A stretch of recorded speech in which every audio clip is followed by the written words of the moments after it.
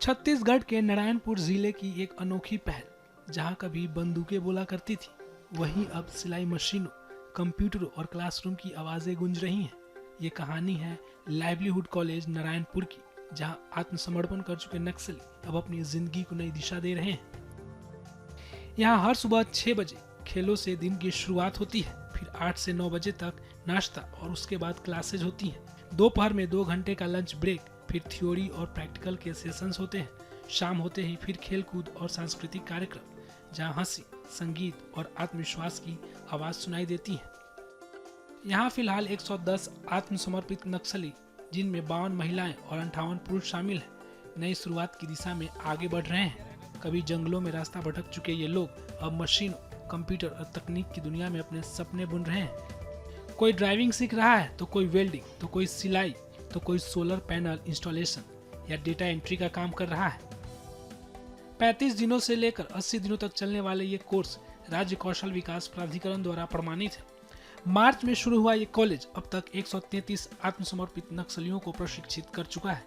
इनमें 140 को प्रमाण पत्र मिल चुका है और करीब 50% को रोजगार भी मिल गया है। लेकिन यह कॉलेज सिर्फ कौशल नहीं, बल्कि मानसिकता बदलने की प्रक्रिया है।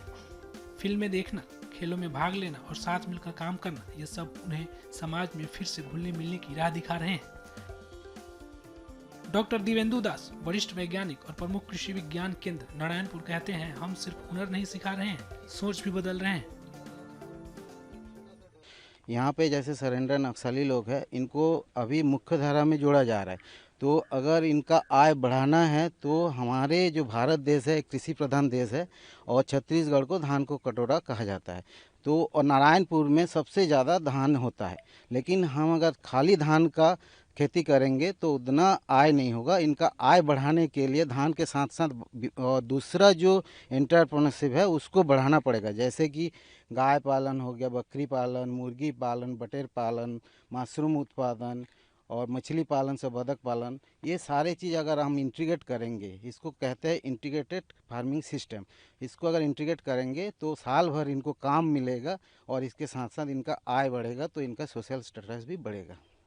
यहाँ वर्तमान में अभी सिलाई का ही एक ट्रेनिंग चल रहा है और पुनर्वास नीति के तहत यहाँ पर अभी मार्च से जो है आत्मसमर्पित लोग यहाँ पर आए हैं, जिनका कि 104 लोग को हम लोग ट्रेनिंग दे चुके हैं और 133 लोग का है, लेकिन उसमें 104 आत्मसमर्पित हैं और जिनका कि उसकी नीति के तहत जो हर महीने उनको 10,000 मिलना है, तो उसके लिए हम लोग अभी मांग पत्र भी भेज दिए हैं जी।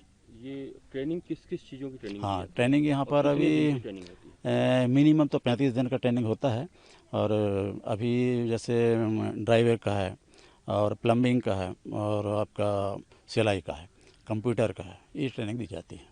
ट्रेनिंग लेने के बाद ये लोग फिर क्या करेंगे? हाँ, ट्रेनिंग देने के बाद इनको हमारा जो ट्रेनिंग पार्टनर रहता है उसका ही काम है कि वो जो ट्रेनिंग कंप्लीट कर चुका उसको कहीं न कहीं नियोजित करने है।